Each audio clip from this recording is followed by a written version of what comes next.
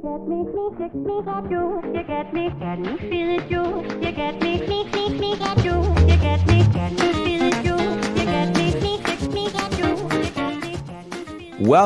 welcome, welcome. We are talking politics and religion without killing each other. I am your host, Corey Nathan. It's an honor to be a part of the Democracy Group, a network of podcasts that examines what's broken in our democracy and how we can work together to fix it. Make sure to subscribe to our YouTube channel. Really excited about that. We've been sharing the video of these conversations and even some shorts of them for YouTube Shorts. Yeah, we're getting some nice engagement. Definitely follow us, review us. Remember to review. We still need those reviews, and join us on Patreon. We have links in the show notes to make all of it easy to find. It all helps so we can continue having great conversations like the one we're having today with Jonathan Rauch.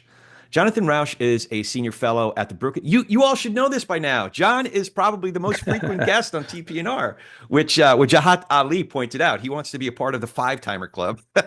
I'm a groupie. I'm a Corey groupie. Did you hear? I don't know. I follow you around.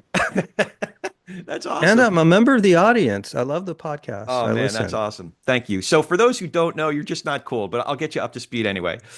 John is a fellow at the Brookings Institution, a contributing writer at The Atlantic. He's the author of several books. I don't say this just because John's here. I say this when he's not here. One of my favorite books of the last 5, if not 10 years is The Constitution of Knowledge. He also One of. It is. I thought we were friends, Corey. It is my third. That you would betray me. My second favorite book of the last. Well, it's maybe better. But yes, thank you for the compliment. I met you talking about that book on this show. Yeah, that's right. Right. That's right. It's been several years, about 4 years ago. That was 2001. Yeah, it was 2001. Yeah. And John has another book coming out, Cross Purposes. So it's Cross Purposes, Christianity's Broken Bargain with Democracy. When is that one coming out? February 4th. Oh, wow. Okay, so we're up against next week. Yeah. We're recording this on the last Monday of January. It'll be released a week from today. So it'll come out just as the book is coming out, a couple days before the book's coming out. John, how's it going, man? How you doing? Well, my personal life is great. Our civic life as a nation, that's more troubled. Yeah, I was going to ask you about that. So how have you been processing the results of the election? Was anything jarring, surprising? What about the start of the administration, Trump administration 2.0? What comes to mind? Well, that's a lot there. Which of those do you want to start with? The election, what was most surprising, or the actual administration? Let's start with the election. What was most surprising and or jarring? What was most surprising was how ordinary this election was. Despite the presence of an extremely remarkable candidate in the person of Donald Trump, a person who had actually tried to overthrow the United States government, and another remarkable candidate who was a last-minute substitute of a sort that we've never seen before. Yet, despite that, on the numbers, this election was basically a rerun of 2016, which was the last time Trump ran against an incumbent election. The only state that changed over 2016 was Nevada, and the only real demographic change over 2016 was the continued switch of Hispanics toward the Republican Party. And that's been going on for years, and that's a normal and healthy development as they become a more diverse and bipartisan group. So yeah, this most ordinary election where the voters looked at Donald Trump and said, whatever, he's the Republican candidate, we'll vote for him as if he were Marco Rubio or Nikki Haley, and they did. But the result is not ordinary. Do you think Go ahead. Do you think that it would have been an ordinary election if Trump had lost? So in hindsight, you asked what surprised me. Right. So what surprised me was that it was an ordinary election. A lot of people forgot that it was an ordinary election. So here's the context, Corey. I don't know how much of all of this you want to get into. But so there is a worldwide global trend in all of the Western democracies that incumbents get defeated. The publics are becoming ungovernable. They will not vote for the parties in power, and they kick them out pretty much no matter what. This was the third election in a row in which the incumbent party got kicked out. Kamala Harris's problem could be summarized in two words: Joe Biden. Biden was a deeply unpopular president. Historically speaking, what happens to an administration that's running for reelection, or the party that's running for reelection, is the president's approval rating is about what the party's likely to get in the general election. It's like a cap on how much they get. So here's something unusual that happened. Biden's popularity right up at the election time was low 40s, high 30s. Miserable, absolutely miserable. That is a gale force, hurricane force headwind against the Democrats. It is virtually impossible for them to win in that situation against anyone who's a non-incumbent. What is unusual is that Harris, in the course of about 1 month, August, makes up that deficit. And she brings her share of the popular vote up to what, 47.5%, something like that, almost 48%. She runs 7 or 8 points ahead of the administration of which she is part. And that is unprecedented. That is a heroic lift for her to have done. The problem is the lift was just too heavy. And so here's the thing. People say, why didn't she break with Biden? And the answer is, she is the sitting vice president of the United States. She's a member of the administration, and nothing she says or does can fool people into thinking that she's not the incumbent administration. So she had to run that way. And the voters said they view that Joe Biden was a failed president. You know, we can argue about what you think of his record, but the voters unequivocally said, this guy's a failure. We don't want that. We want something different. So this was not a big pro-Trump vote. This was not a big realignment toward MAGA and populism. This was a standard kick the bums out election. So so it sounds like the first mistake was basically in 2022 when President Biden did not affirm what he was hinting at in the 2020 campaign, that he would step aside so that the Democrats could have a full and robust primary. And then perhaps the second mistake was not having a consolidated primary, a sort of a substitute primary, after Biden stepped aside in July of this Well, last the year. second thing is not a mistake because it was just never going to happen. It's just a complete pipe dream to imagine that you can organize a primary process in the 4 weeks that they had Right. before the convention. There's just no way to do it. And there's one candidate who could pick up the hundreds and hundreds of millions of dollars that Biden had already raised seamlessly and run on that, and that's Harris. She was already No on one the else could ticket. do that, and Yeah. she's already on the ticket.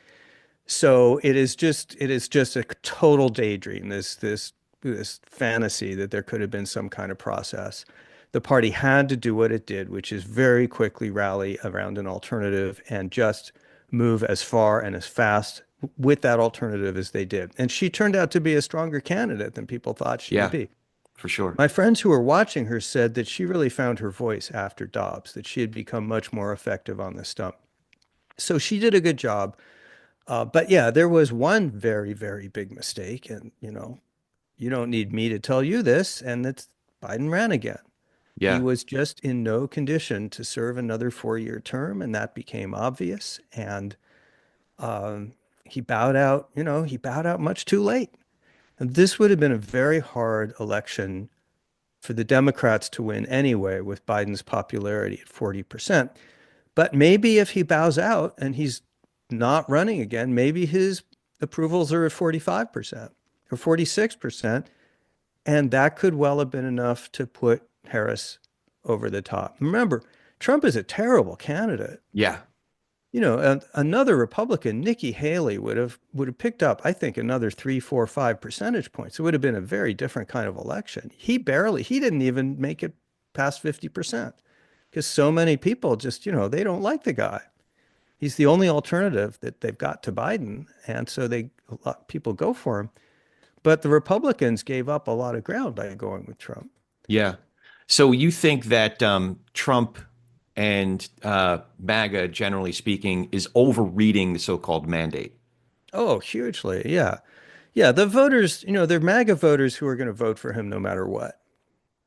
But the people who voted for maybe Trump in 2016 and then maybe Biden in 2020 and then back to Trump in 2024, these voters who are switching, who are more than enough to make the difference in the key states, those people tell us through all the polls that they're worried primarily about the economy, which they thought was bad. You can argue about whether it was, but they thought it was bad, and they really hated inflation, and they thought prices were too darn high. And secondarily, they were worried about immigration. But that was number two. This was primarily about the economy, and so they gave Trump a very narrow margin. Fix the economy, stupid. And they didn't want the policies that he's delivering. They didn't want ICE arresting fifth graders in classrooms or whatever's going to happen. They didn't want trade wars. They didn't want to completely bail out of all the environmental policies. They didn't want to gut the federal government and put very strange people in charge. They want calm. They want normalcy and low prices. Trump is not reading it that way. Right. So yeah, I think he's asking for trouble. Okay. So part of it too that you didn't mention is that there were a number of Biden voters who didn't participate in 2024, didn't cast the vote for. In addition to some folks switching their vote back and forth, 2016, 2020, 2024, Kamala came up short in terms of how many people were actually voting affirmatively for the Democratic candidate. Um, so that's a part of it. So what you're reading is that I think it's a safe bet to say that Trump will overplay his hand, that their mistakes will be made, that folks who don't have the institutional knowledge, the institutional memory, the institutional muscle to lead the Pentagon, for example, will inevitably make some mistakes. Hopefully, mistakes that won't be too bad. I'm worried about. I'm worried about how bad it will ultimately affect all of our lives. But um, There will be a lot of institutional damage. So what Trump has put in place this second term, he didn't do it in his first term because he couldn't, but now he can and he is a form of government that political scientists call patrimonialism. And that's a very traditional form of government. It's much older than our modern bureaucratic democracy. And that's where the person in charge and his family run the government as a family business. And the only thing that ultimately matters is loyalty to the family. And that's what he's doing. It's a very well understood, well studied form of government. It's what Putin started out as in Russia. Now it's an authoritarian state. Um, the two great Achilles heels of patrimonial government is first, it's incompetent because it puts incompetent loyalists in charge and hollows out the bureaucracy. And the second Achilles heel is corruption because it's all about favors for cronies and using the law as a way to protect loyalists and punish the opposition. And we're already seeing both of those things big time. Pete Hegseth, his qualification for the Pentagon is that he is a total nobody who will owe everything to Donald Trump. So there's nothing the White House can say that he will not do. right. I think the same will be true probably of the Attorney General and the other power agencies, certainly the FBI if they get Kash Patel. But these are not people who are going to be great administrators or know how to master the bureaucracy. So we will see, I think you're right. We will see incompetence. We will see corruption. We're already seeing corruption. I mean, what do you call it when a guy gives $300 million to elect Trump and immediately is put in charge of a non-governmental entity that's supposed to reform government despite his huge conflicts of interest? What is that? That's never been seen before. So the question is, when will the public get sick of incompetence and corruption? Will they blame Trump or will he succeed in convincing the world that it's not his fault? He's good at that.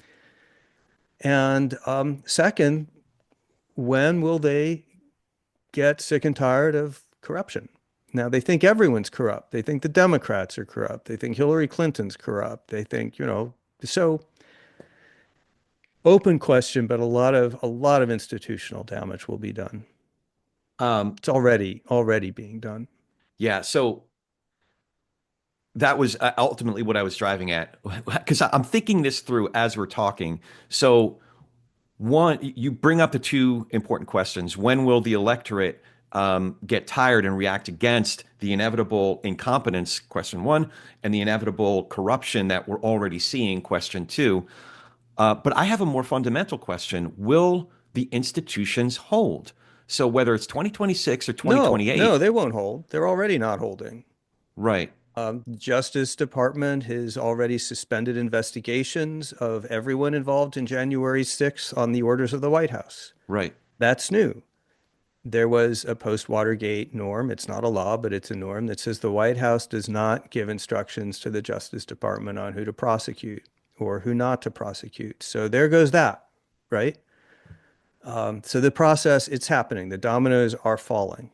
So, I mean, the most basic question, though, is if, for example, in 2026, there's already a reaction against the incompetence and the corruption, and the electorate decides that they swing the House of Representatives by a half a dozen Congress members in so that the Democrats take over the House, will that election be contested? Will there be some version of January 6th all over again to say, no, this isn't this, election stolen, blah, blah, blah. Do we have, That I doubt, just because Trump's and MAGA's pattern seems to be that they care only about Donald Trump. okay. I So don't not I don't know that he 2026. would mobilize his street militias for a congressional election. And he might deem it beneficial if the Democrats win the House by a small margin, because they won't really be able to govern. They won't have the Senate. Right. They won't have the White House, and this will diffuse the blame. So from Mm. the next 2 years, the last 2 years, he can point to the Democrats and say it's all their fault that they won't let me do what I want to do. So no, I don't think the midterms would trigger anything like street action and the sort of thing we saw on January 6th. Last question, and I And want the to, Democrats won't be able to do much of anything to the House to restore institutional capacity. They can do some oversight type things and ask some questions, but and they can't rebuild. they could put some brakes at least on that third of the government, right? They'll have brakes, some brakes. They can tap the brakes, but they won't have the gas pedal and they won't have the steering wheel. Right. And then last question, and I definitely want to get into the book, is any what amendment is it? The 22nd that limits the president's terms to two?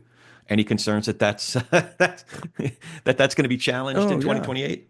Yeah, sure. I mean, why if he's in good enough health and wants to run again, he's got an iron grip on his party right now. If he's weakened in the midterms with the party, that could be significant. And if the party concludes he'll never be on the ballot and he's dragging them down, you could see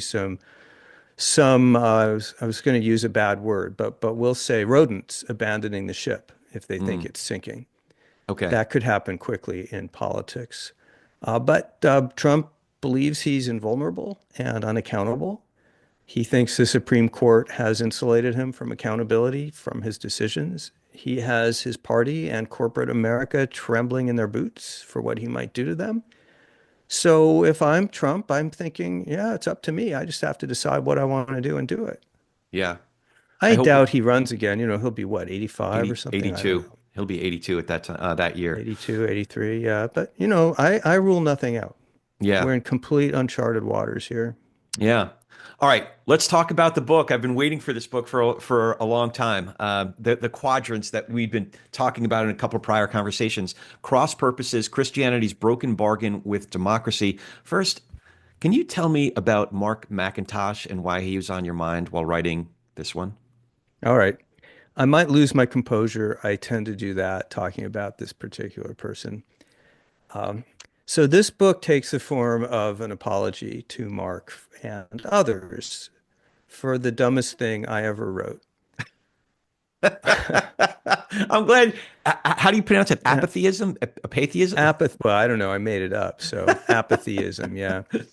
And by the way, in 2015 in The Atlantic, I wrote that Donald Trump would never be president. Right. So it takes some doing to be dumber than that.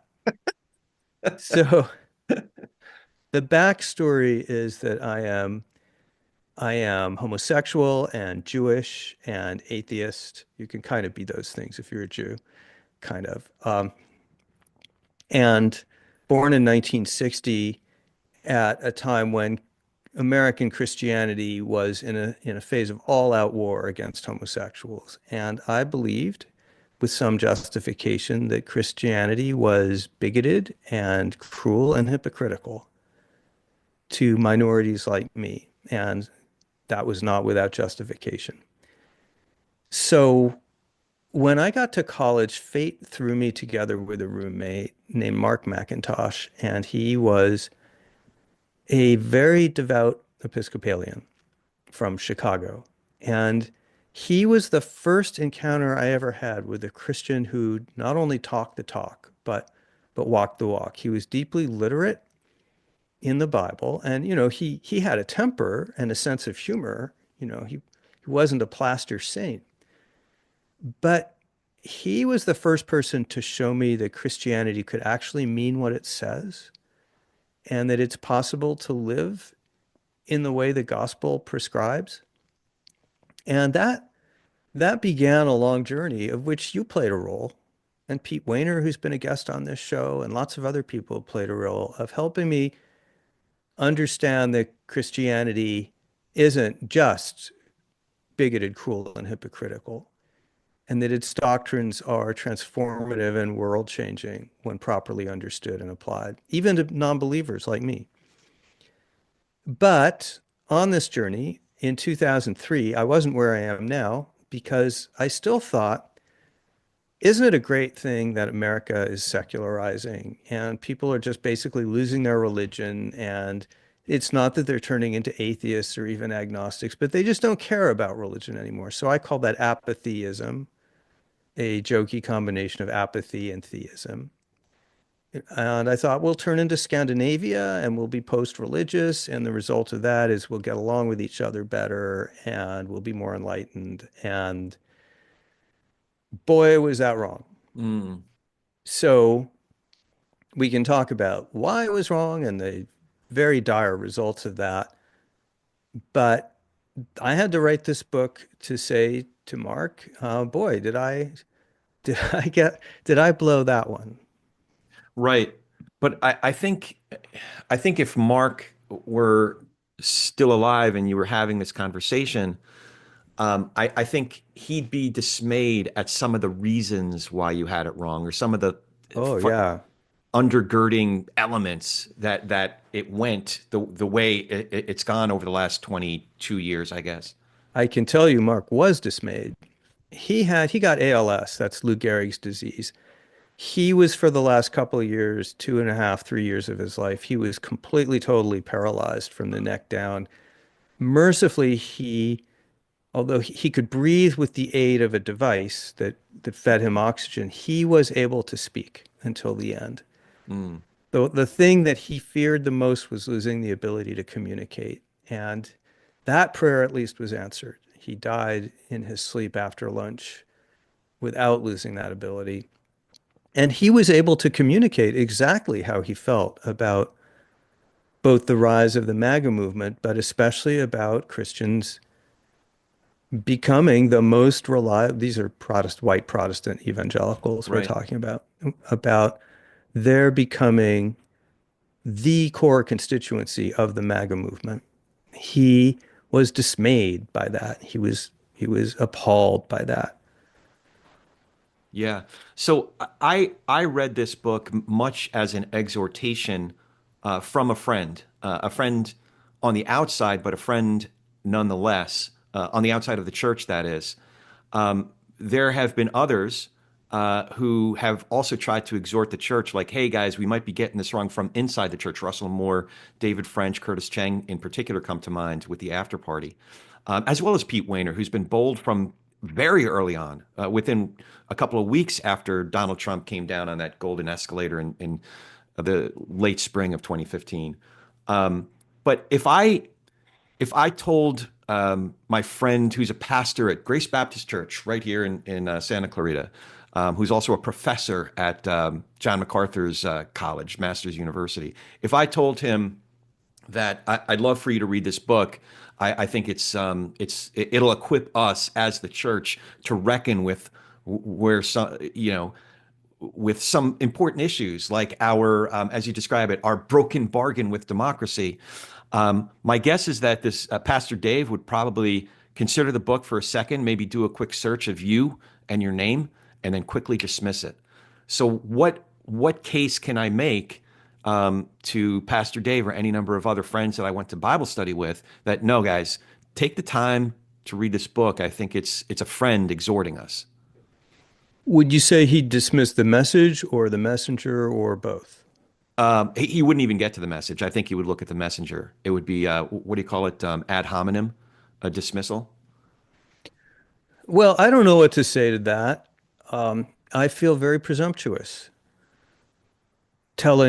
giving Christians my view of Christianity and what's wrong with Christianity. And for that reason, I rely heavily on Christians in the book to make the case. And these are Christians like the ones you mentioned, and Pastor Tim Keller, who with Mark McIntosh is the co-dedicatee of the book, a true man of God, one of the great pastors of our time, and Mark Labberton out there in Pasadena near you, the former president of Fuller Seminary, and many pastors that I talked to who are all saying the same thing, which is that the church has made a bad trade by trading Jesus Christ for partisan politics and by trading preparation for the next life for power in this life.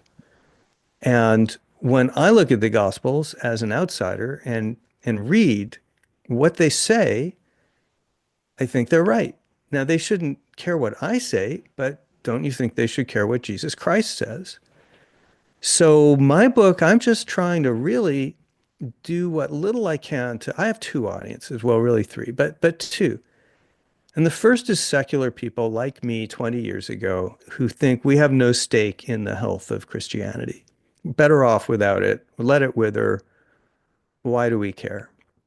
And to them, the message is no, it turns out Christianity is still a load-bearing wall in our democracy. And if it's sick and broken, and out of alignment with key democratic values, everything else in the country is just going to be harder. And then my message to Christianity, to Christians is, look, I'm here as a secular person to notice that the teachings of Jesus in the gospel align with the teachings of James Madison Yeah, and the founders. And right. so I'm not suggesting Christians change in any way. I don't want to tell your pastor, become more liberal or secular or democratic I'm just saying, can Christians elevate the teachings of Jesus, which would help heal our country and possibly also the church? And okay, they may say, why should we listen to an atheist who says that? Christians say it too. But maybe they will. I don't know. What do you think? Is there a shot? I think I think if our hope is for the entirety of American evangelicalism to wake up and realize they've got it wrong, I think that every day we're given evidence to be That's not happening. that's not happening. I mean, the hubbub with Bishop Marianne Buddy last week is evidence enough. I don't know if folks only saw the one clip where she at the very end of the sermon, or if folks bothered to at least read the text of the rest of her homily. But she's basically quoting scripture all throughout and echoing the very words of Jesus throughout the entire sermon. So my question, just yesterday, my question to a buddy that I was in a Bible study with for about 5 years, I said, which passages of scripture that she quoted and which words of Jesus that she echoed do you have the most problem with? Or is it just that you have a default posture like, no, we as followers of Trump and MAGA decided that this person is saying something that's remotely critical of, you know, our new Jesus, our new Messiah, and therefore we need to be against her. Setting aside just the idea this fella brought up, well, she's a woman. How can she be a bishop? I'm like, dude, you're in a different denomination. So that's kind of silly, but whatever. So I am pessimistic at large, but I am optimistic because I don't know if I've ever brought this illustration up to you. But I think of the very first Bible Sunday school class that me and Lisa were a part of after I became a Christian. It was called Young and Marrieds at 7 because we met at 7 o'clock at night on Saturday nights. And there was about 10 couples in there, plus or minus about 20 people on any given Saturday night. And I know that while at least 15, if not 18, maybe even 19 people in there were unmovable, I think of each individual in that room, and I think at least one, if not two, maybe more, are movable, and have begun to question the same things that I've been questioning since at least 2003, if not earlier. That if the first commandment is, "Thou shalt have no other gods before me," are we setting up another god? That being politics, which you address in the book. So, does that So, answer? Does that answer yeah, your it question? does.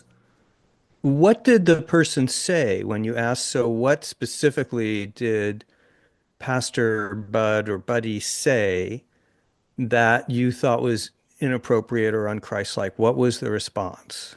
Oh, you don't get a response. I wish Like, that we could stay. Oftentimes, these conversations veer off course because there's a lot of reflexive answers that come into play. One common one is, well, what about the whataboutisms come into play? So they'll divert. Um, just like this is more of the silly season. I try not to pay attention to all the silliness and discern what's important, what's not. But another example is the Nazi salute that Elon Musk gave at a speech on inauguration day, and a lot of folks who are in an epistemological bubble, if you will, for going back to your book. Well, what about they show pictures of a similar gesture or posture that any number of Hillary Clinton and Kamala Harris have posed. Well, what about this? What about were you outraged then? So there's reflexive muscles in place that the conversation can go off the rails. The other response being, well, why is she in a position of leadership? So a theological difference, denominational difference will come into play.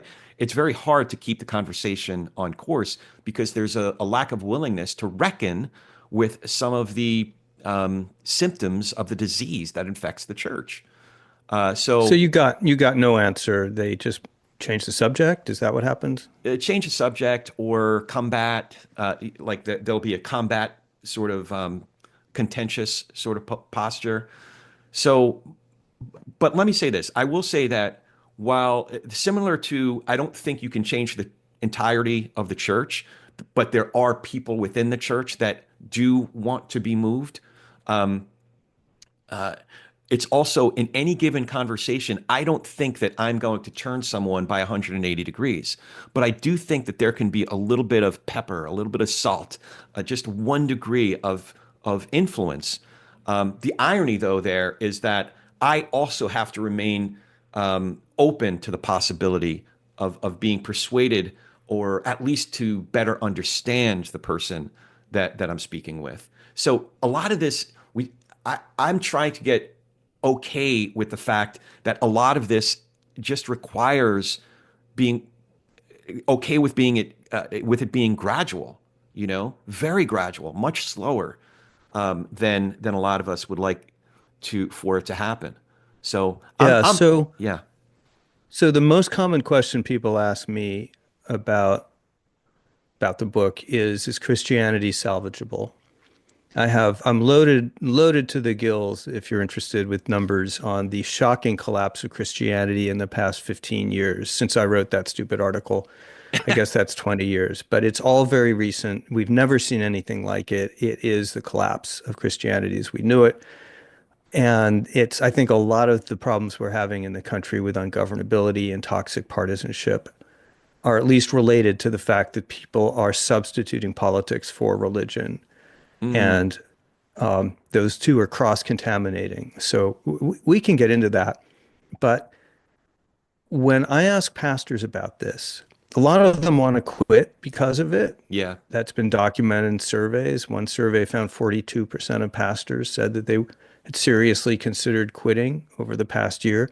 And the third most prominent reason behind the obvious ones, like it's a lonely and hard job, are politics. So they don't like it. But when I ask them why they stay or what keeps them motivated, they say the church within the church. Have you heard that phrase? The I church had within the church? no. That means the people who are there for the right reason, to Mm, hear the word of Jesus and to be focused on the teachings of the Gospels and the Bible. And those are the people who are not there because evangelical has become part of the conservative Republican brand, which there's this new rising class of people. This is rapidly growing, and it's a new phenomenon of self-identified evangelicals who never go to church. yeah. Yeah. And It's a political and so label, not, yeah. it's a political label. So the people who don't want the politics, especially younger people, are filtering out. They're just fleeing. And people are coming in who are there because it's part of the political brand. And that's changing it's shrinking and changing the composition of the church. So it's getting smaller and more political. But there's still a lot of people who are in the church because of the gospel. That's the church within the church that pastors talk about. And when Russell Moore, who knows, is editor of Christianity Today, former senior official with the Southern Baptist Convention, knows the church intimately, what he says is that it's not going to be a great schism with the MAGA church and the anti-MAGA church having an apocalyptic battle over the future of the church. He says what will happen, and he thinks already is happening, is it's going to be, as it always is, he says, with Christians, a bottom-up, more gradual process of a new generation of pastors and church plantings and younger people who are coming in. They don't want to just join the traditional denominations and do the usual thing. They're going to remake the church as a more personalized experience, but they're interested in the spiritual side of things, not the political side. And he says it'll be happening in the small groups that in evangelical world are so important, the Bible studies, for example. So he says it's going to be a gradual upward filtration if it Right. happens, and he thinks that may already be starting. Will that be enough? Will it happen? I don't know. I turn that to you, but that's the that's the process, he thinks. When you put it in those terms, I have reason to be hopeful because you have folks like Dr. Moore who are teaching at seminary schools. My friend Tommy Givens is teaching at Fuller. So they see who's coming to their classes. They see who's coming to those schools, and they've each expressed something as you just described. Uh, I'd be curious. Actually, next time we have Dr. Moore on the show, or David French on the show, who are both very conservative theologically, I'd be curious to ask if they have had conversations with somebody like Joe Smith, who his work I've just been introduced to. He's at Shift Church in Gainesville, Florida, on just the subject, for example, of homosexuality. And how we're translating the word homosexual, at how the church has largely arrived at certain civic engagement when it comes to folks who are part of the LGBT community. I'd be curious how that conversation. I'd be curious to listen in on a conversation between somebody like Joe Smith, who's part of I forget what it's called, post-evangelical coalition or collective, and a David French or a Russell Moore. Yeah, that would be interesting, but could I just introduce a Sure. cautionary note that's addressed to your pastor, who you didn't name? But a lot of theologically conservative evangelicals will listen to what we're saying today and say, oh, I get it. They want the church to move to the left. They wanted to give up its opposition to abortion and same-sex marriage. That's the agenda here. And I want to stress that's not my agenda at all. This is not about where you land on the political spectrum from left to right or the policy spectrum. This is a different question about the church's role in civic life and how it says what it says, not what it says, but how it speaks to the broader public. Does it do that in a tone, in a Christ-like tone, Yeah. in a tone of love and forgiveness? Do people in the church pursue their political goals, wholeheartedly, of course, but without the invective, without the abuse, without the corruption, without holding up as an example some of the most un-Christ-like characters that have been seen in American politics? Yeah. And so it's a question of how. And that's what folks are like, David French and Curtis Chang and Russell, the after party folks. That's what they're trying to address. They've got this curriculum for small groups. It's called the after party. I don't get the name, but it's a weird name. But this is a curriculum for small groups and pastors to use to disciple themselves. It's not political at all. There's nothing partisan about it. There's nothing about who to vote for or what's the right answer. This is about learning to address other members of our republic with kindness and dignity. And that's what we're talking about. What let me build upon that. I think that's a conversation that I'd be very interested in, and in particular, a a disposition that I would hope we can at least strive for, as opposed to the contentious posture that many of us just fall back on. But what I would say, it goes back to something that we were talking about before, thou shalt have no other gods before me, that we're using politics as the God. And I think the mistake that I started seeing in '02, '03 is that we are backing theology and little shards, broken shards of scripture into our political preferences and prejudices.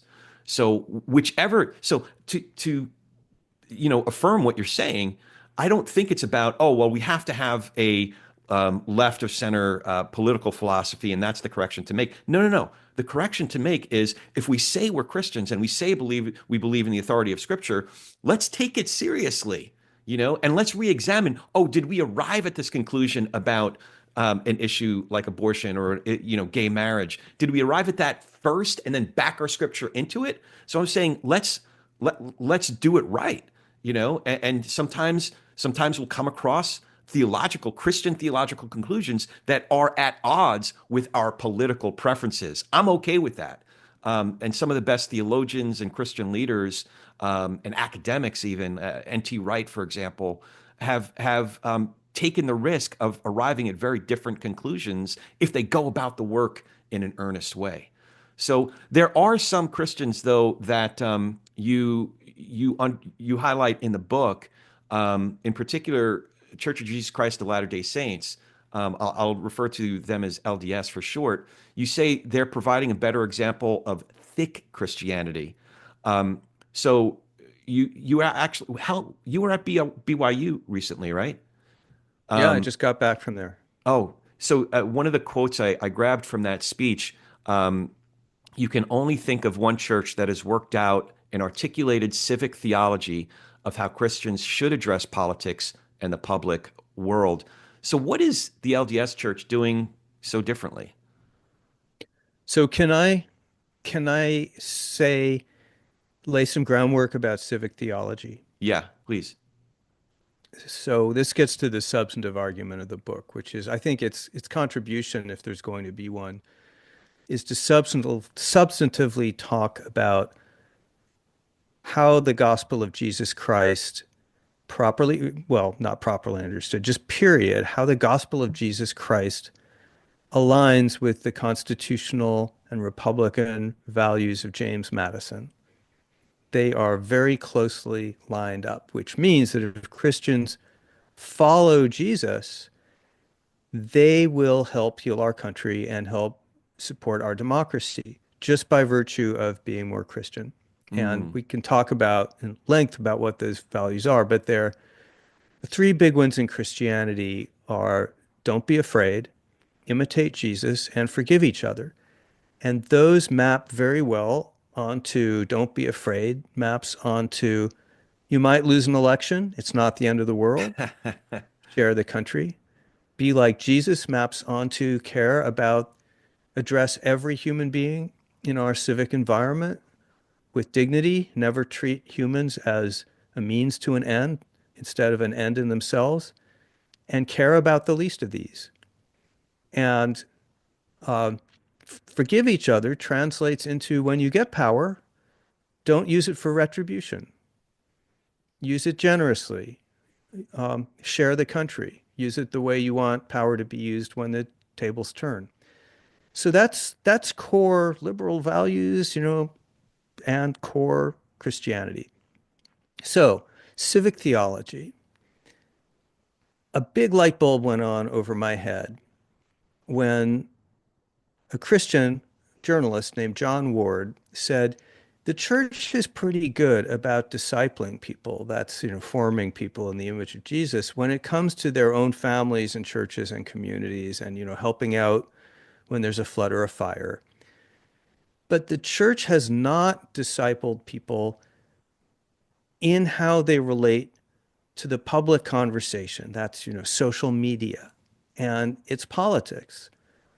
And as David French puts it very piquantly, it won't do to say, I may be a bit of an asshole on Twitter, but you should see me in the soup kitchen.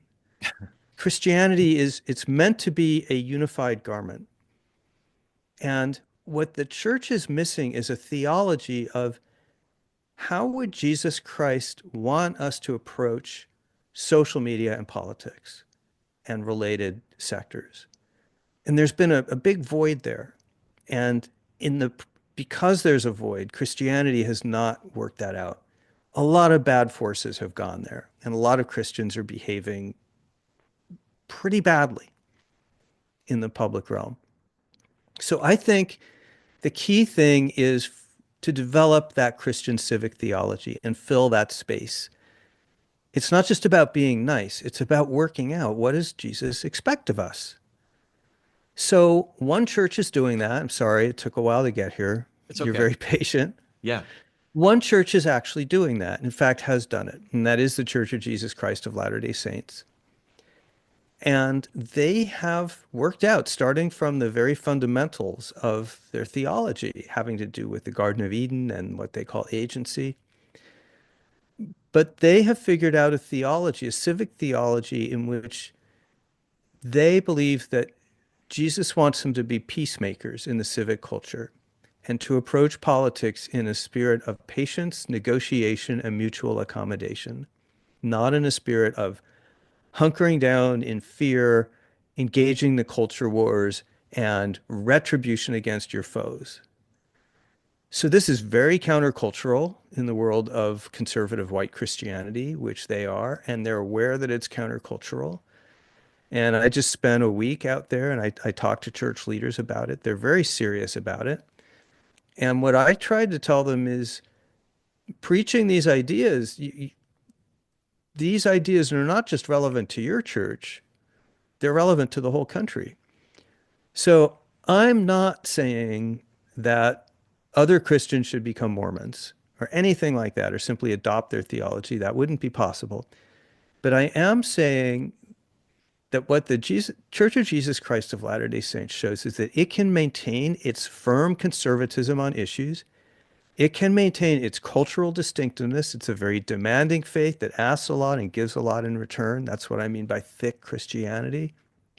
It is not turning to the left in any way, shape, or form, or blending into secular society. Yet, it is approaching our politics in this countercultural way.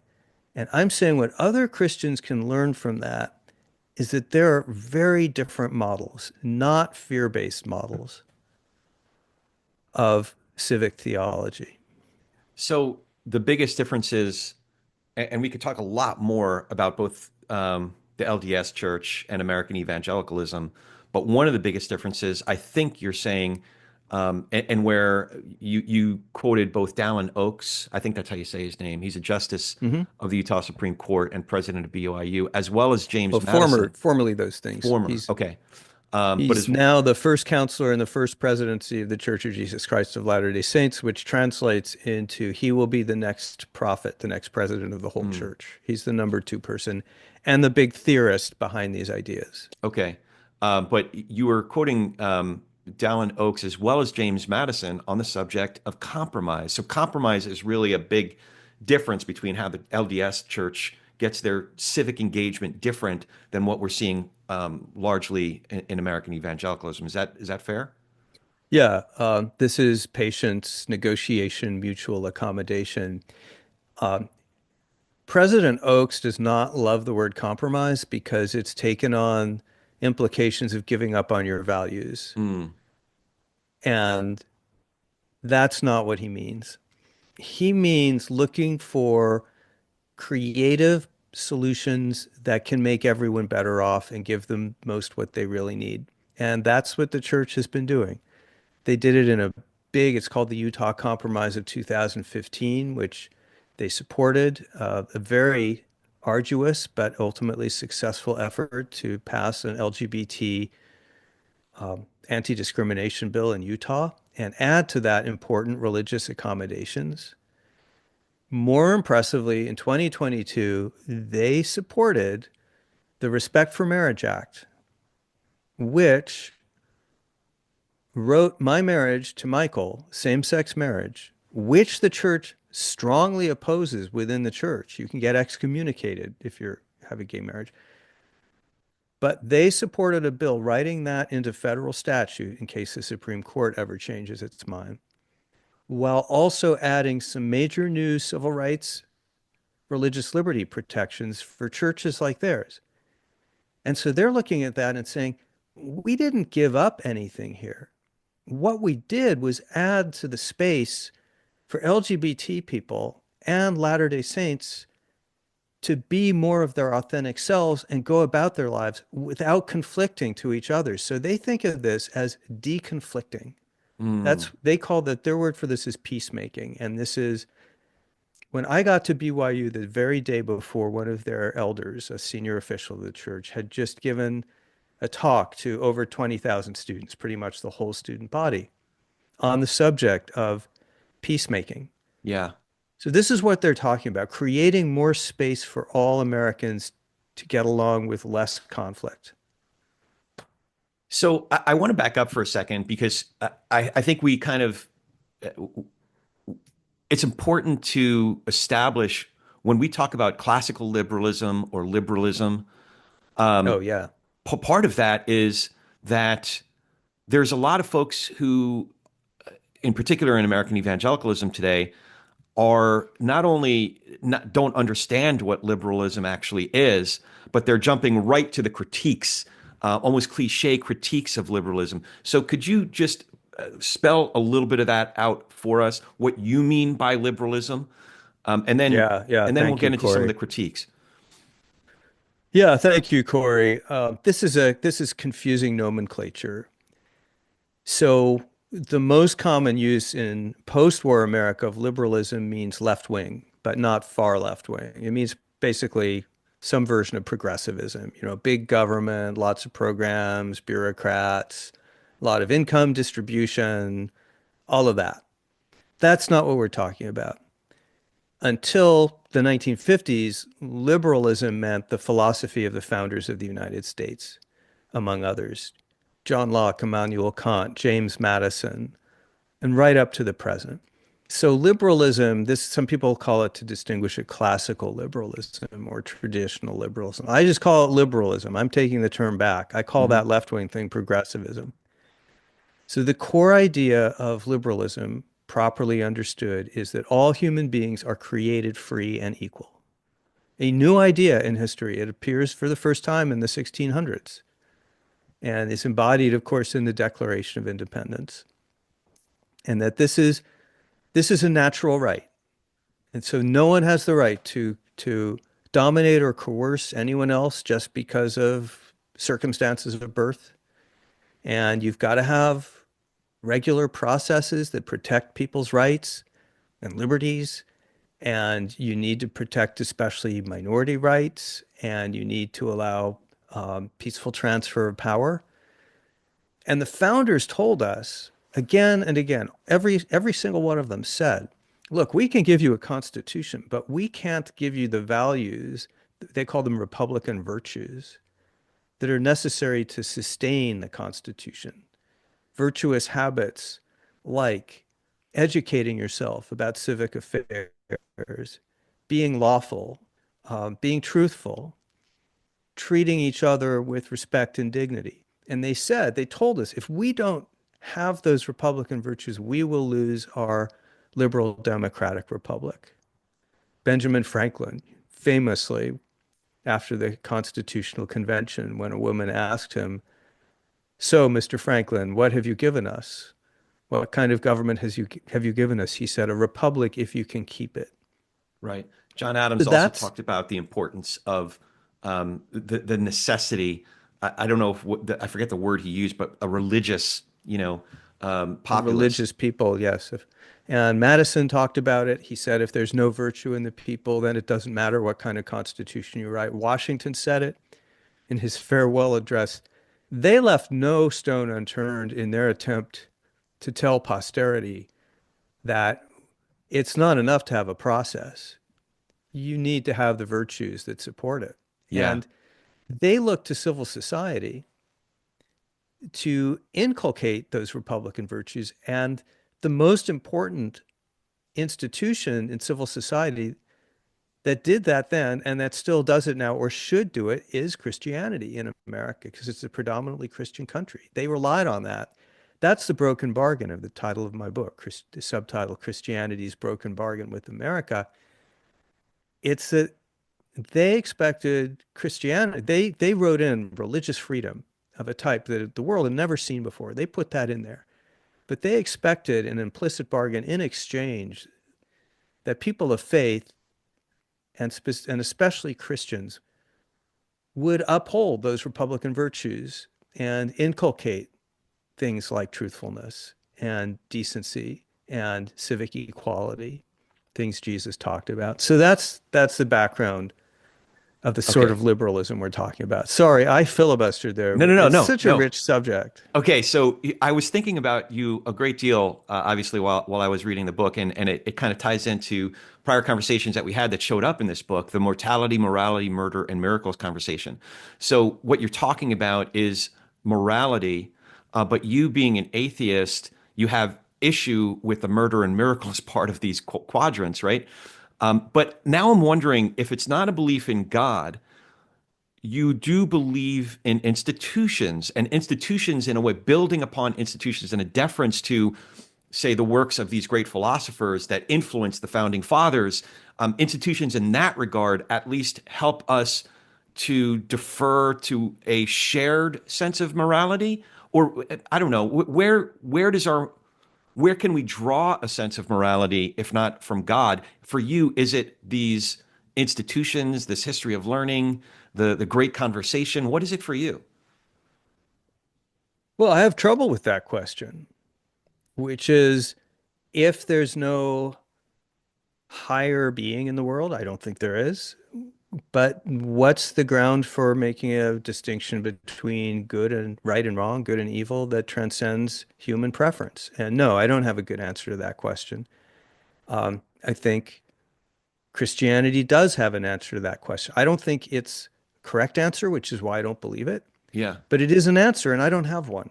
Mm. And so I believe that my incompleteness means that most human people and most human societies need a source of values and deserve a source of values. And I have come to see, partly thanks to the aforementioned Mark McIntosh, that this is really my deficiency in a way, Mm. that it would be the people of faith who are able to ground their values in something higher than themselves and able to give a transcendent account of why humans are here have a gift that I don't enjoy.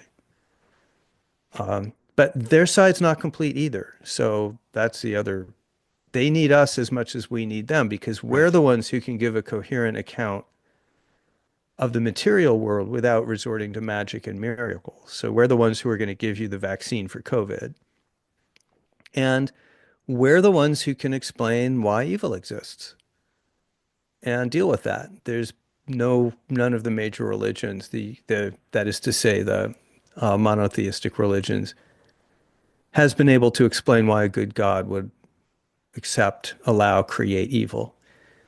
So what I'm saying is at a deep level, society is only healthy when it's got both of these frameworks, a religious, faith-based framework and a secular science-based framework. And there'll always be in tension. And some people will be on one side of the line or the other in terms of their personal belief. But for society as a whole, you got to have both. And if they're pulling against each other, if they're fighting with each other, that's going to weaken the whole society. And that's what we're seeing. Yeah. One of the quotes I pulled from the book is their bargain. We're talking about the bargain between American Christianity and liberal democracy.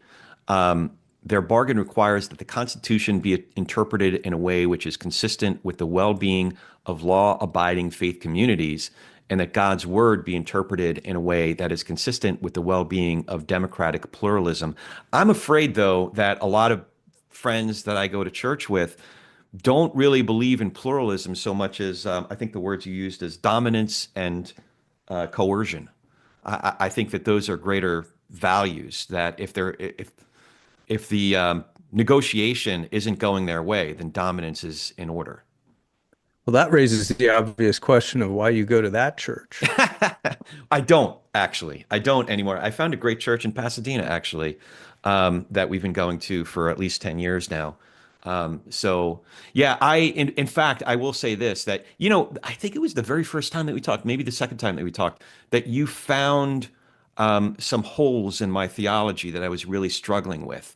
Um, and I've gotten to the point where I can't even go to that church. I can't, it's physically painful for me to go to that church on the hill that we were going to for the first 10 years or so that I was a Christian, because they, even in relatively benign ways, I described this the other day, that the last time I was invited to a play, a ministry that I started there, it was a film, and it is a film and theater ministry. I went to a play, and at the very end of the play, they had, again, it's pretty standard at a lot of churches to do an altar call.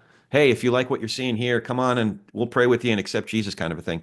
But I see it very differently, even though it's friendly and it smiles and, come and just pray with us. And it felt to me like they were colonizing Neil Simon in that case. They did a Neil Simon play, and hey, we know beauty, and we know what beauty is, and we know what real comedy is. That's why we're doing Neil Simon. They just basically took over Neil Simon and theater in general, and like that's why you need to become a Christian. I can't do it, man. I just can't. I can't do it. I'm much more comfortable with a church that's asking hard questions of who we are and who we can be in the world and what we're pointing to, what we're So participating it's the in. complacency that bothers you. It's that kind of smugness and lack of It's not it's curiosity. it's not a complacency. If it was a complacency, I think that would actually be benign. But I think when we're behaving that way, we're participating in a long tradition of dominance that can take any number of different forms, whether it's colonialism, for example, or empiricism. Like there's just a lot of the worst atrocities of the last 2,000 years have happened with this sort of mindset that we have it right, we have the answers, therefore come and pray with us, and accept Jesus into your heart. Therefore, if you don't, we're going to kill you because we're smarter than you, we have more riches than you, we have better weapons than you, and you're wrong, we're right, so we win. Kind of a thing. I'm oversimplifying, obviously, but The best Christians I know agree that doubt is part of faith, I love doubt, man. and that asking those questions is what God wants you to do. That God doesn't want it to be easy or smug. I find that much more trustworthy when someone has doubt. It's kind of like if you go to a surfer and say they know exactly how this wave is going to go and they're going to surf the same way every time, they're not going to be a surfer very long. That's what I feel like a lot of pastors in the evangelical world, that's how I feel like they're coming at it. But we are not God. Therefore, we have to surf the wave that is. There has to be a sense of doubt. There has to be, you know, there has to be still questions that we're trying to wrestle with and work out. Um, so I don't know, that to me, the ones who are willing to go through that and arrive at different conclusions at the end of an honest inquiry are much more trustworthy to me than the ones who have all of the answers. So, oh man, David Blankenhorn, who's the founder of Braver Angels, we became friends over the course of his opposition to same-sex marriage. And I was a proponent, yet he was coming from a good place. Ultimately, he's changed his mind, but we became friends before that.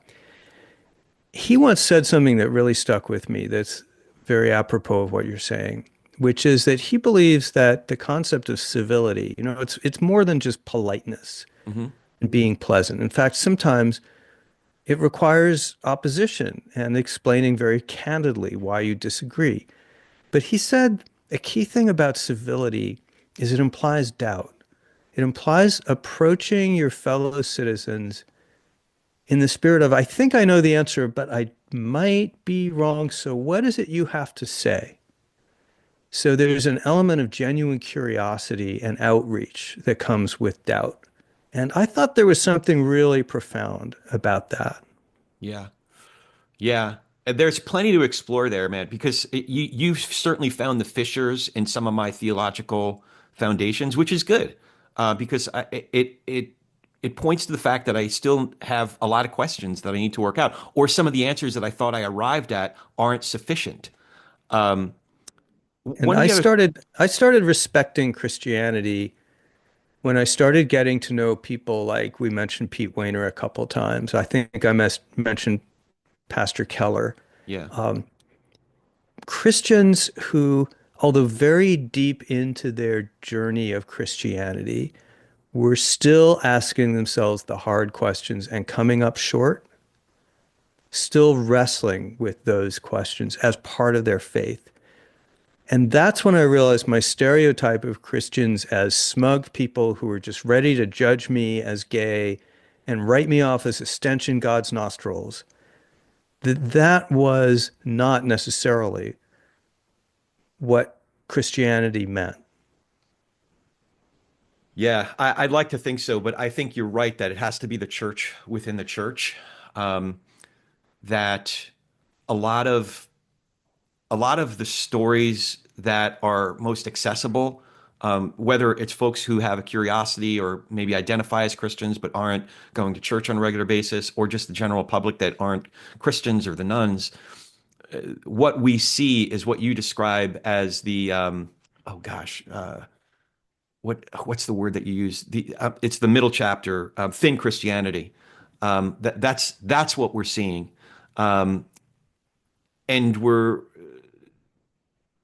but I do think that there are folks who can't, like in my case, I can't shake certain beliefs. I can't shake the profundity of Jesus's answer to basic problems in the universe.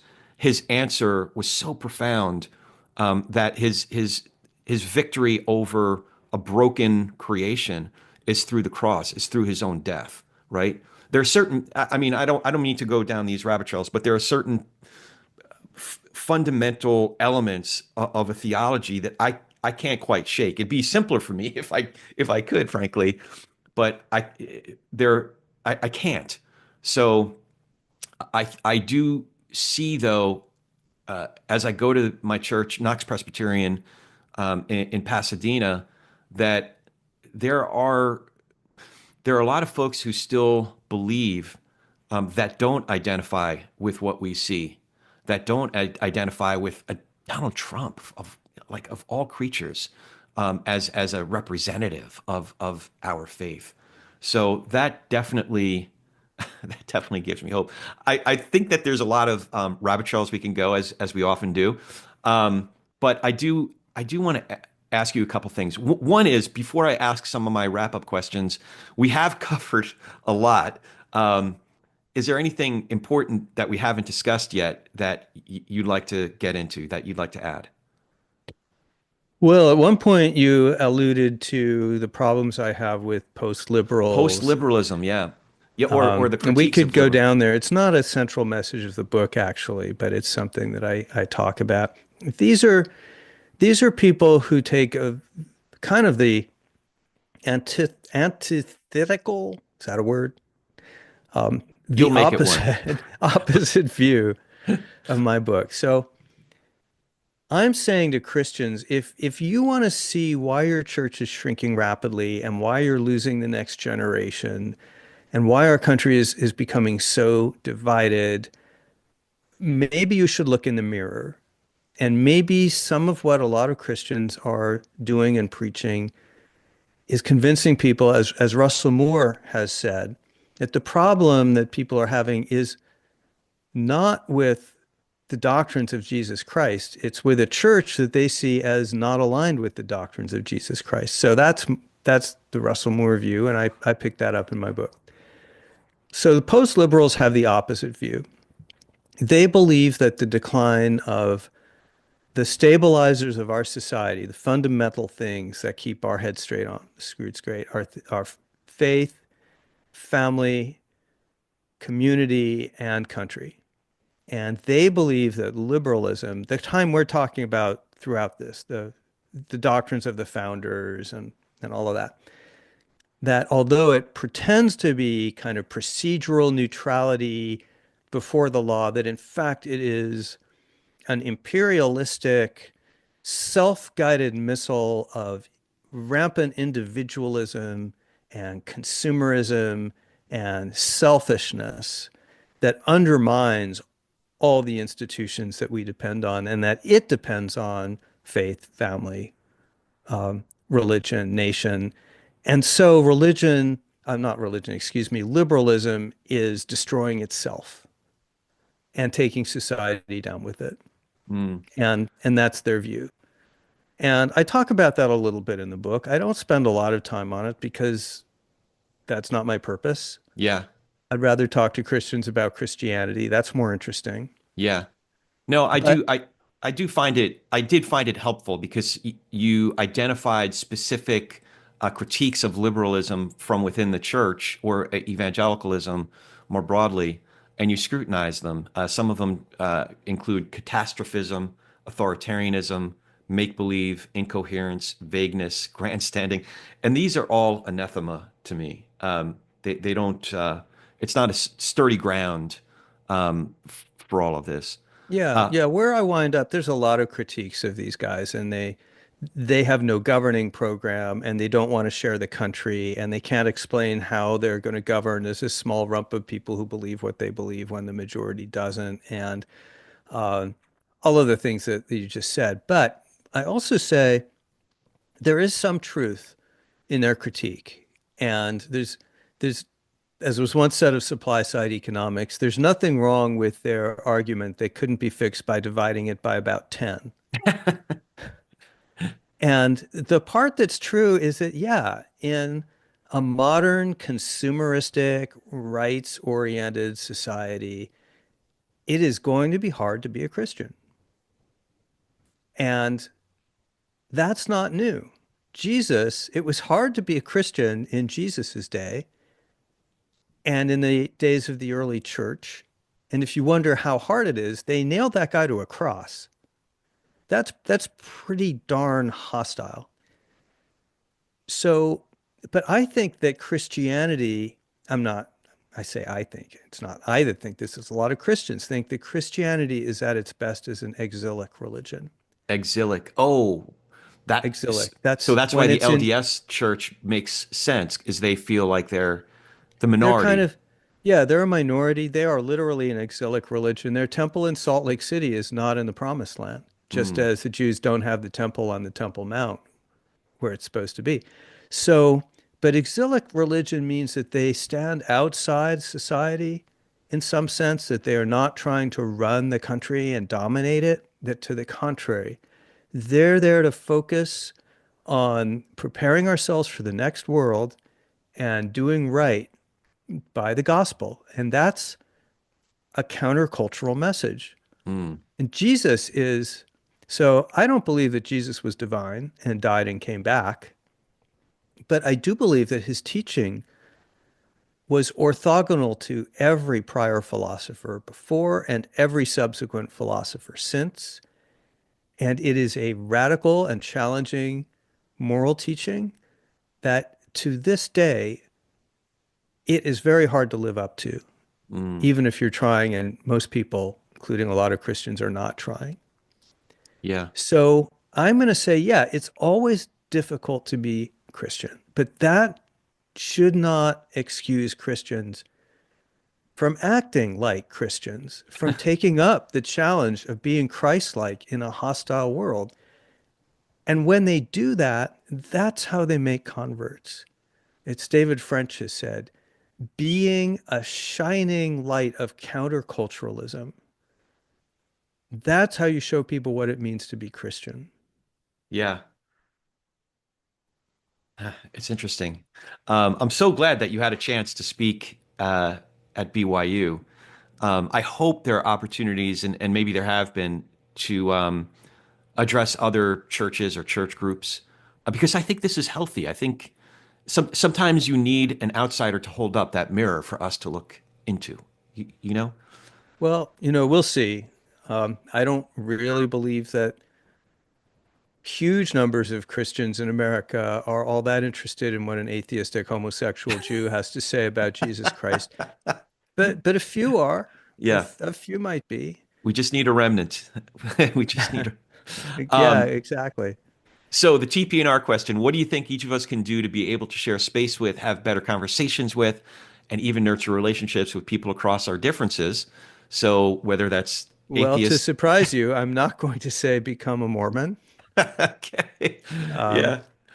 but I'm going to give the exact same answer that I give on all your shows because Yeah. I can't think of a better one, and because every time I say it, someone will hear it who hasn't said before.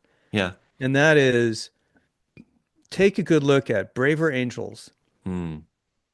and even consider signing up for Braver Angels. This is a national grassroots depolarizing movement. It's all volunteers. It's in 50 states. It's the way it's constituted is equal numbers of Republicans and Democrats and a whole bunch of different programs and methods that help people relearn how to communicate across these divides. It's not about search for common ground and coming up with a policy manifesto.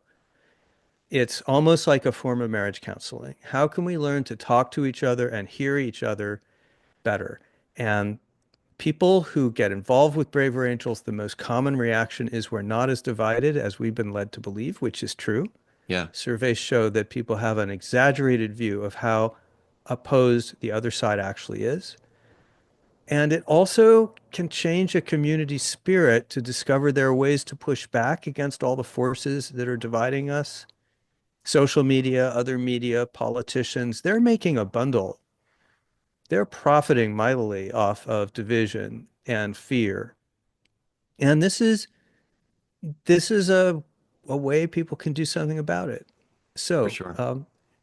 check it out. And then, of course, the other message and answer to that question, as part of this specific conversation, is if you're a Christian, think about how would Christ want you to behave in the world of politics and social media, and then do more of that. Do more of that. Yeah, as you say, don't be afraid, be like Jesus, care about the least of these. I think that's a good start. Um, and for what it's worth, I'm in touch with Moni Guzman again. Monica is Oh, good. Yeah. going to come back on the show, and there's also a an event, a Braver Angels event here in Southern California that I have on my calendar. So I'm looking forward to getting more involved to the degree that I can. But it's a great Yeah. Moni wrote a organization. very good book called I Never Thought of It That Way. Yeah, And she talks about the value of radical curiosity. radical curiosity. I Something, love it. something you and I alluded to earlier. That's approaching other people, especially the ones that you think you might disagree with, in a spirit of you don't ask, okay, here's another answer to your question. What can Okay. each of us do? This is scientifically proven to work, but in real life, it works too. When you're approaching someone with a conversation across a disagreement or a conversation you think might be difficult, try this question. What is it about your life experience that led you to this opinion? What That's a is it about your life experience that led you to this opinion? What you do with that question is you translate the axis from disputing over facts to tell me your story. right. We are storytelling creatures, and what you demonstrate is a spirit of curiosity, and people respond to that. They want to be heard, and you will be surprised how often those conversations will end well. Yeah. Yeah, and I've been practicing that for a few years now. And You sometimes, have. yeah, sometimes you, but sometimes I don't ask it the right way. Like, where did you go wrong? You know, that's not a What's the great matter way. with you anyway? Yeah, that's not a great way to ask that question. But what you just said is a great way to open the door to someone sharing their story, and then it becomes less transactional, less contentious, and more relational, which is good. Leads in the Exactly. right direction. What questions do you have for me? Gosh. Well, I have a question that's probably not right for this podcast. I want to know how you're doing. Oh, But yeah. I can say that it's been a very uh, constructive year. Um, and a lot of that, we had a hard conversation. I think it was one that you and Pete were both on, where if I had to identify the depths of a season of struggle, of mental illness, I was probably in the trough, one of those times that we talked. But when that was right about the time that I was reassessing my toolkit to get healthy, and some of the things I had in the toolbox are still helpful. Writing, I think I was already meditating. Um, some other things, but one of the things that I discovered was the importance of being around other people. There's a lot of different ways to describe it, being in community, being plugged in, um, but you and Pete also were helpful as some folks that were genuinely curious and concerned and just, hit me up here and there. I have some folks here in Southern California. My brother, hey dude, come on over. We're watching the hockey game. Okay, that's very helpful and being receptive to those invitations. Or other friends who just, invite me out to lunch randomly, just being around other people.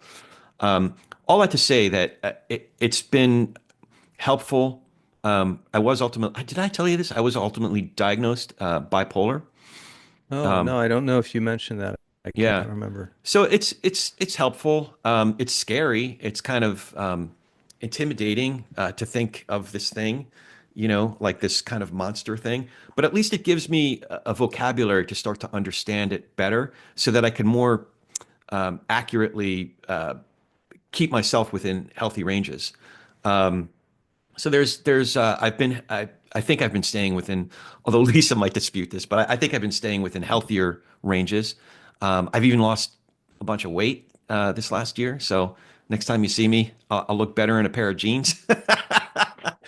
So that's always fun. But yeah, overall it's been constructive. But you know, um, it's not like, oh, I got that figured out. Now we're moving on. It's something like a lot of things in life that you have to keep on tending. Um, it's an ongoing journey. So thanks for asking.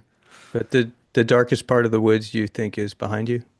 I'd like to think so, but I look back on my life and I recognize that there have been a couple different times um, when a dark season lasted way longer, um, literally not just months, but years.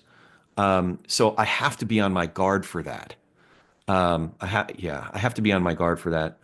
Um, Next time we get Well, together, I want. thank you, Corey. Yeah, thanks for letting me ask that question on the air. I wasn't sure that I should. I could have made up a question that was a lot more quotidian, but you answered the one that I really did want to ask.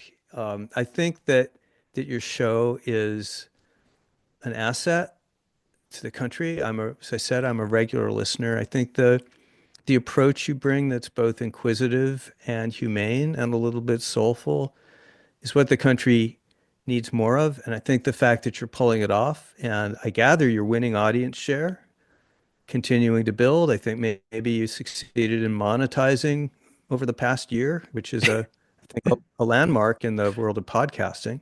Yeah, one of your emails was like, dude, why is it like, why the commercial is just dropping right in the middle of a sentence? So, Yeah, yeah. That portion needed work. Let yeah. people finish their sentence before you drop in the commercial. Um, but I think you're an asset. I think what you're doing is part of the solution. So I'm happy to be part of it, and I'm happy that you're finding the spirit to continue and move forward, deal with whatever you have to deal with, and talk about it on the air. Thanks, Someone's man. going to benefit from that, the fact that you're willing to share your diagnosis and how you need to deal with that. I appreciate that, John. That's really meaningful. So before we go, how can folks follow you and find more information about the new book and all the great work that you're doing? The book is on Amazon, and I'm online at jonathanrauch.com, and you're welcome to put that in the show notes. I can be happy to send a link to the book. I'm on Blue Sky. I'm pretty much off of X for Okay. reasons that we don't need to talk about. I haven't taken my profile down, but I can't remember the last time I logged in to that the old one. But yeah, I'm active on Blue Sky. I'm a little worried though that Blue Sky is becoming a little bit of a echo chamber. So, but there's plenty of places to engage. Do send me the link to the best link to the book. I could put up the one to Amazon, but if there's a better one, please do, and I'll put that in the show notes as well as jonathanrauch.com. Of course. Do you still no shrimp? Is that still? Um, Yeah. Still no shrimp, okay. but you can keep trying. You Okay. may win me over to the gospel of shrimp. Fair enough. Shrimp is pounding on the door of my heart, saying, "Let me in." Oh man, this is awesome. Well, thanks again for doing this, John. It's always great hanging out with you, man. I can't Oh, wait to see you at the latest in May for sure when I'm in DC, but hopefully sooner. Thanks again. all right. Thanks, Corey. You bet. And as always, if you dig what we're doing, remember to follow the show, write that review, and you can watch these conversations on YouTube and support us on Patreon. It's youtube.com/at politics and religion. And Patreon is patreon.com/politics and religion. Support really does make a difference. So thank you for all of it. Now go talk some politics and religion with gentleness and respect, and have a great week.